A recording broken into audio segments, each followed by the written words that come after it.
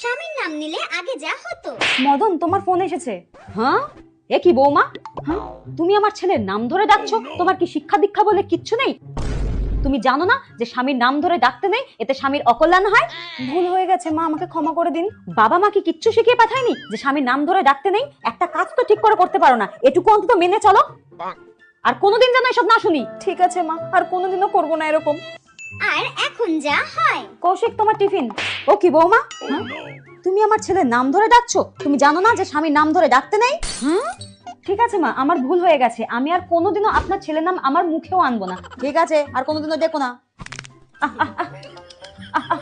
ও কি, তুমি ওইভাবে কাকে ডাকছো কেন মা? আপনি তো এক্ষুনি বলেন আপনার ছেলের নাম যেন আমি মুখেও না আনি, তা আর কি বলে ডাকবো? ওই জন্য এরকম করেই ডাকছি। হ্যাঁ? ঠিক আছে বৌমা, ঠিক আছে, তুমি নাম ধরেই দেখো, আমার ছেলের নাম ধরেই দেখো, ওতে আরো ভালো দেখাবে। अब आई उस पहाड़ के नीचे।